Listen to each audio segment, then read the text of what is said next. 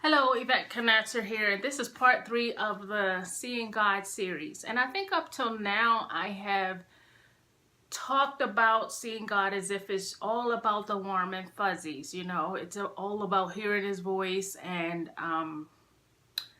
having a tangible experience with Him that just like feels good. But it's more than that. Seeing God is more than that.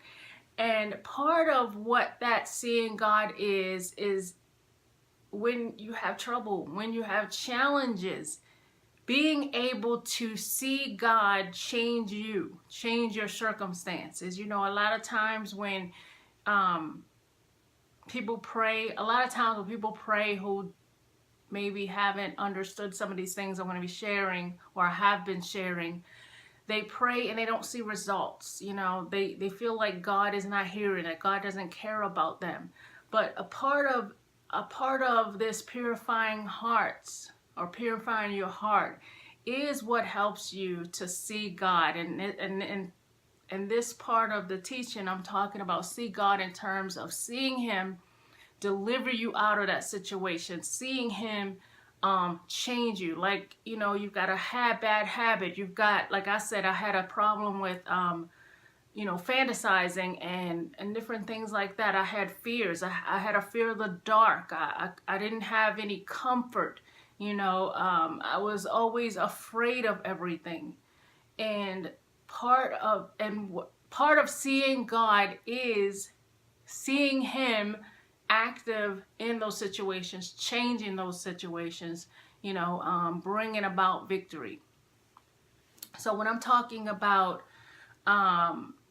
allowing God to purify your heart, it's how we get to see Him do things in our lives. It's how we get to see a tangible God. It's not just about the warm and fuzzies. Like I said, it's about Him changing you. And so during those times when you're spending time with God, when you're talking to Him in prayer, and you understand that what you're doing is being real with Him, coming clean to Him, and letting Him minister to you, where you might be believing wrong. And so it's like this. Here's a great example, I think, as far as I had a problem with depression. And if you look at my video, my testimony of being delivered from depression, for many years, based on what someone said to me when I was a teenager, I believed that I was predisposed to being a depressed person. I just embraced that statement. That doctor made that statement to me, and I just took it in as truth. This is who Yvette is, and for 31 years I was stuck under that.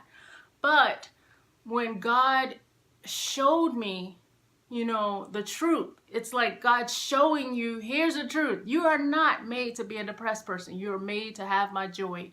And then I had this lie right here saying you're predisposed to be depressed. Unlike other people, you're supposed to be depressed, And so it was brought to me, I had a choice.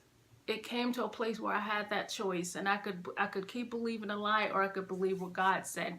And suddenly, I believe the truth about myself. I am not a depressed person. And when I believed that, then I could walk it out in my life, and I was not depressed anymore. And that's how God is purifying our hearts.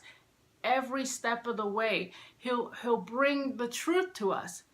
The thing is, we don't know everything that we're believing wrongly. We don't know. We don't know, if we think we're this way. A lot of people will say, well, that's just me. I'm of the, whoever family, and we all have a problem with this, and we all have a problem with that. So that's who I am. And that doesn't have to be true, especially if it's a thing that torments you. Say you have a problem with anger, and everybody in your family has a problem with anger, but it gets on your nerves because maybe you fly off the handle at the wrong time. Maybe you've lost jobs or whatever the case may be. or maybe you've hurt people with the words that you say out of your mouth, and you can't seem to control yourself, but someone will bring it up. You need to change. You need to do this about that situation, that problem, and you don't know how to deal with it, and you don't know how to change it. That is how God, turning to God with that thing, saying, Lord, I know this isn't how you made me to be. It's not my heritage. I don't care if it runs in my family. I don't care. That's not who you made me to be.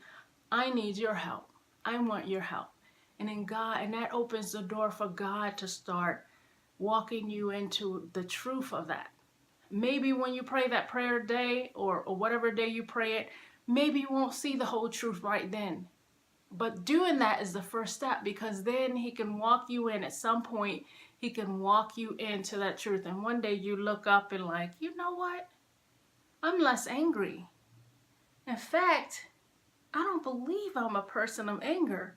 You know, you start to look inside, you start to see inside your heart and think, you see the truth. You actually begin to see the truth inside your own heart and think, no, I don't believe that anymore.